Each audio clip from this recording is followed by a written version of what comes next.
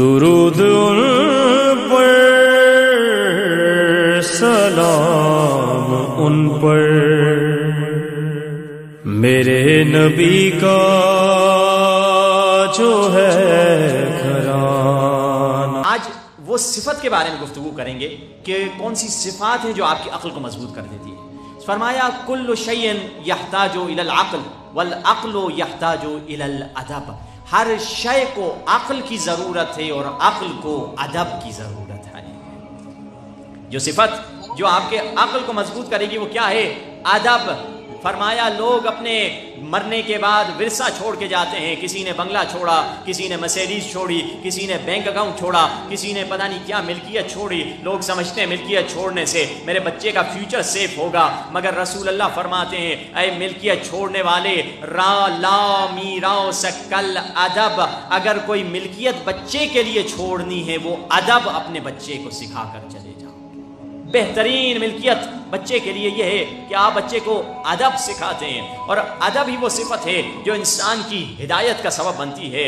ادب ہی وہ صفت ہے جو انسان کو کامیابی کی طرف لے کر جاتی ہے۔ موسیٰ کے مقابلے میں جو جادوگر آئے انہیں ہدایت کیوں ملی؟ ایک طرف سے موسیٰ آ رہے ہیں، ایک طرف سے جادوگر آ رہے ہیں، درمیان میں فرعون بیٹھا ہے۔ فرعون کہتا ہے دکھاؤ کس کے پاس طاقت زیادہ ہے۔ اب یہ قرآن کے جملے ہیں، قرآن نے جادوگروں کا جملہ کوٹ کیا ہے۔ جادوگروں نے صرف ایک جملہ کہا جس کی وجہ سے انہیں ہدایت ملی۔ انہوں نے موسیٰ سے کہا دیکھا موسیٰ اپنے قبیلے کے بڑے ہیں، اپنے زمانے کے نبی ہیں، لوگ ان کو فالو کرتے ہیں۔ ایک جملہ کہا موسیٰ پہلے آپ عصا پھینکیں گے یا پہلے ہم رسیاں پھینکے؟ خدا کو یہ ادا پسند آ گئی، تم نے میرے محبوب کی رسپیکٹ کی ہے، اس کا ادب کیا ہے۔ خدا نے ان کو ہدایت دی اور وہ سجدے میں گر پڑے۔ آمنا برب موسیٰ و ہارون، ہم موسیٰ اور ہارون کے خدا پہ ایمان لے کر آئے۔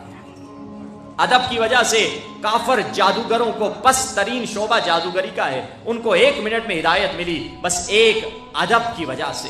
اگر ادب آ جائے انسان گناہ نہیں کرے گا۔ امام خمینی رحمت اللہ علیہ کیا فرماتے ہیں؟ عالم محضر خداست، در محضر خدا معصیت نکنید۔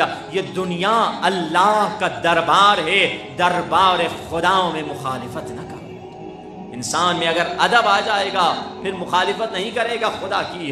انسان میں اگر ادب آ جائے، آپ دیکھیے یہ معجزہ ہم سنتے ہیں مولا علی کا سورج پلٹانے کا، اس پہ نعرے لگاتے ہیں، خوش ہوتے ہیں، مگر ذرا دیکھیے یہ معجزہ کب ہوا، اس کی ریزن کیا تھی؟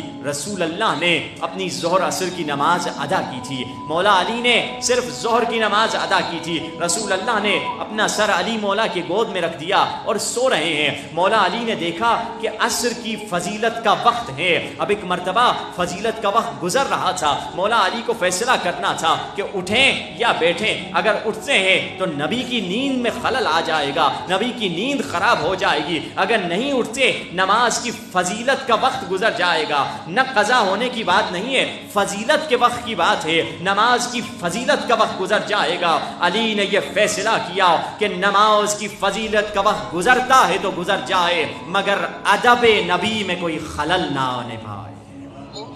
ادب اتنا کرٹیکل ہے۔ اٹھے یا رسول اللہ میں نے عصر کی نماز فضیلت پہ ادا نہیں کی، تو کہا کیوں؟ کیونکہ آپ کی نیند خراب ہو جاتی ہے۔ اس وقت سورج پلٹنے کا معجزہ ہوا ہے، یعنی اے عاشق علی اگر سورج پلٹا ہے تو علی کے ادب کے نتیجے میں پلٹا ہے۔ یہ ادب تھا۔